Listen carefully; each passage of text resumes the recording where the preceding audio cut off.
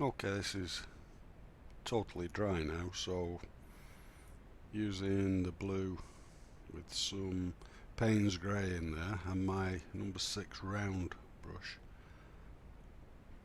I'm just going to fill the gap that we've made with the sketch.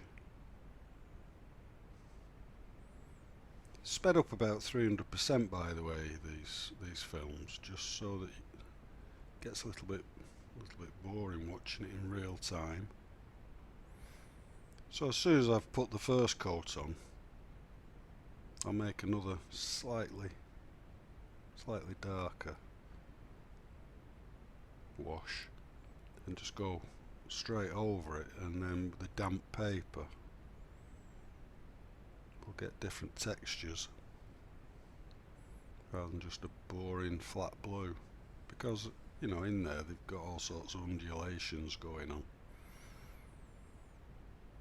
It's not really an integral part of the finished picture because there's so much else going on. Now we're onto a 1-inch flat brush,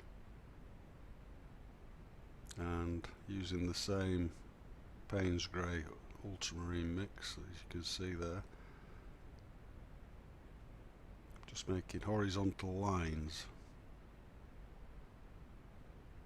again randomly, so we get darker and lighter areas, because that's the beach area now coming up to the foreground.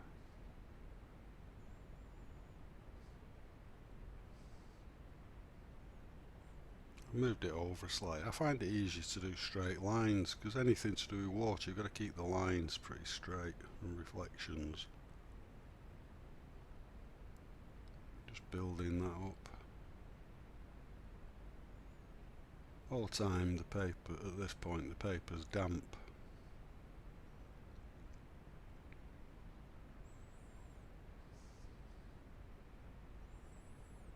Now with a very slightly damp brush, I'm again just blending, making more interest in that distant mountain range. Back to the Hake brush, clean water, and totally wet the paper again.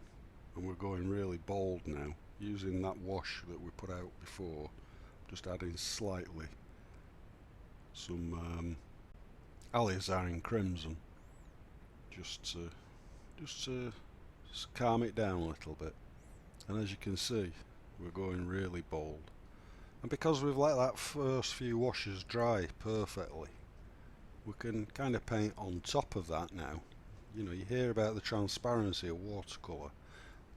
This is where we're going to demonstrate how that works.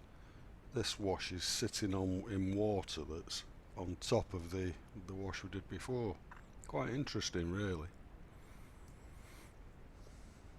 And at this point in time we can actually take, well you'll see shortly when I start taking out for the clouds, piece of clean tissue. And I'm kind of like before when we did it, I'm trying to keep an eye on doing little clouds in the distance, but I've got the portrait in mind. Now we're going slightly bigger clouds at this point, and then the biggest clouds will be on the left hand side. And as long as we're quick and decisive, you see, we can take that wash off again.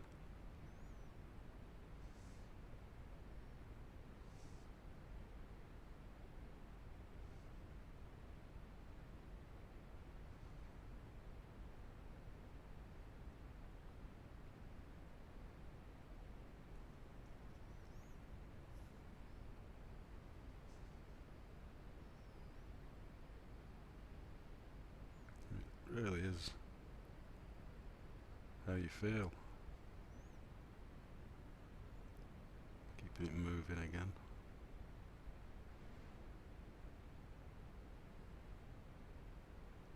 You wouldn't believe there was a portrait going on at this moment in time. So some nice deep orange now. of the sunset that's happening behind the clouds, if you like. We've got night time coming, the fireworks in the sky are behind the clouds, and then we've got our portraits mingling into the cloud. The central part will be where I've got the sun coming from, that's the source. So any of these gaps in the clouds, we can see the orange.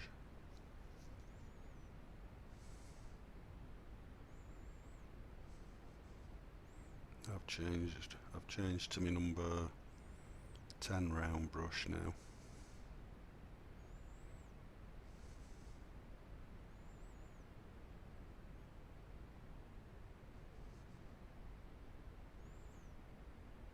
Just with clean water, just encouraging the washes to mingle. See, I've used these colours for years. You know, when you use 7 or 8 colours for every painting you've done for 30 years, you get to know what they're going to do. Right, so it's time to take another break. I shall see you in the next lesson. See you soon.